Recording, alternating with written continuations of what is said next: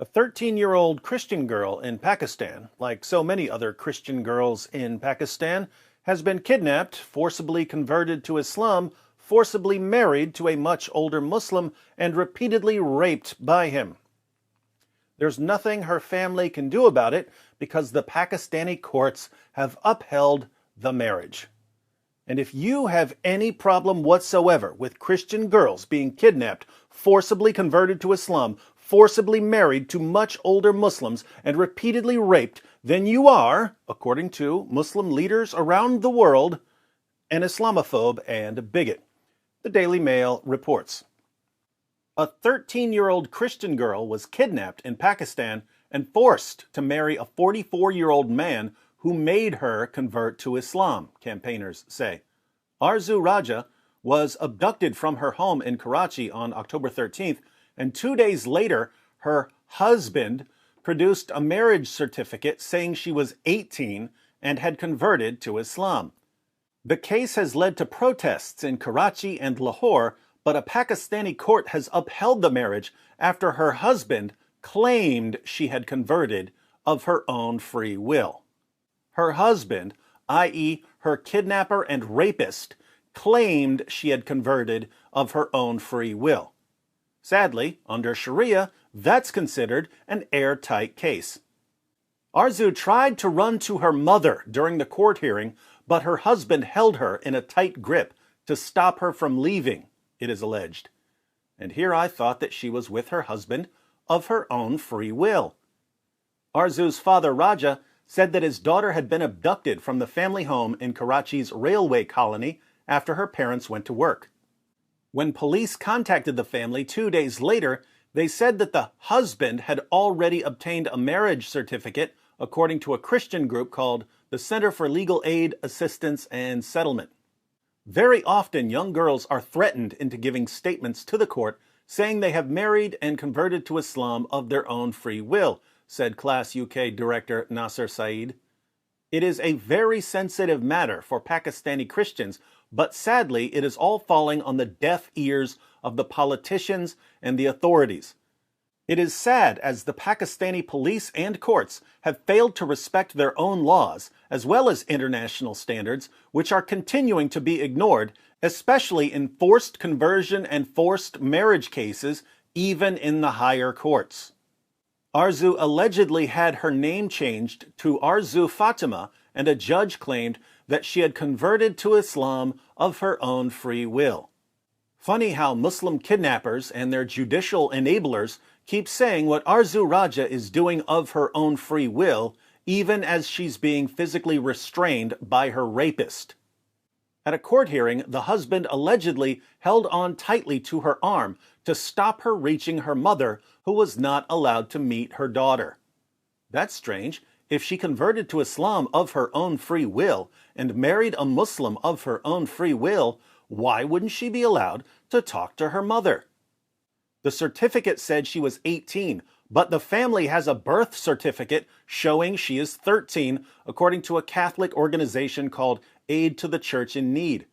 So, her parents have her birth certificate showing that she's only 13 years old. But her husband, i.e. her kidnapper and rapist, produced a new document which says that she's 18 years old. Again, under Sharia, this is considered an airtight case for the rapist. For the husband. The charity says that Arzoo's parents have lost their jobs and been threatened by kidnappers since their daughter disappeared. Notice, their daughter gets kidnapped, forcibly converted to Islam, forcibly married to her kidnapper, and repeatedly raped by him, and the Pakistani courts put their stamp of approval on all of this. But since the parents are Christians and they object to this, they lose their jobs and they're being threatened by Muslims. And again, don't forget that if you have a problem with any of this, you're an Islamophobe and a bigot. According to figures from the campaign group Girls Not Brides, around 21% of girls in Pakistan are married before the age of 18. The group says that traditionalist customs and religious views mean some families believe they should marry off their daughters once they reach puberty. As revolting as it is to marry off daughters as soon as they reach puberty, Keep in mind that this is far more ethical than Muhammad and the Quran. Muhammad had sex with a prepubescent girl named Aisha, and the Quran promotes marriage to prepubescent girls. So Pakistani Muslims are actually living far better lives than their prophet lived. Low levels of education are also described as both a cause and a consequence of child marriage, it says. In 2017, Pakistan's government tried to crack down on child marriage by imposing prison sentences up to 10 years for offenders. Laws against child marriage just don't work in Muslim countries, since Muslim religious leaders will always point out that such laws contradict the teachings and example of Muhammad. Why are Christians treated like garbage in Muslim countries? It's because Allah declares that Christians are garbage. Surah 98, verse 6 of the Quran.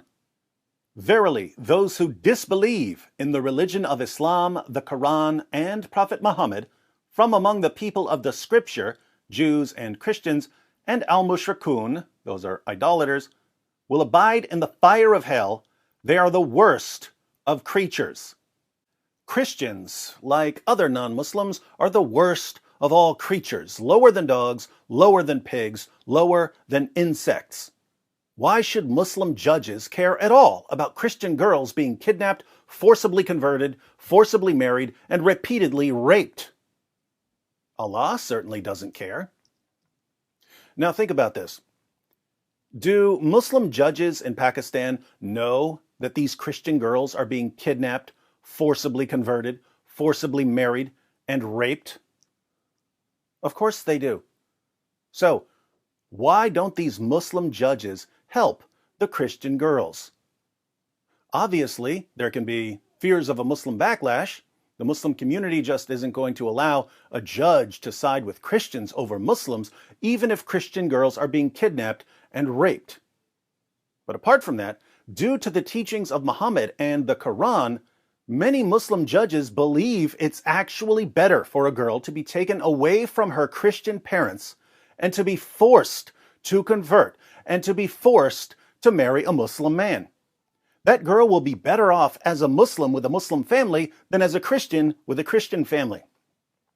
So the judges protect kidnappers and rapists due to their tremendous love of Allah and Muhammad. And how do Pakistani leaders like Prime Minister Imran Khan respond to the blatant anti-Christian persecution in their country? They respond by lecturing us on morality and by demanding that we respect the religion that's been causing this anti-Christian persecution for 14 centuries. Good luck with that, Pakistani leaders. I have a feeling that the world is getting awfully sick of respecting a religion that has no respect for us.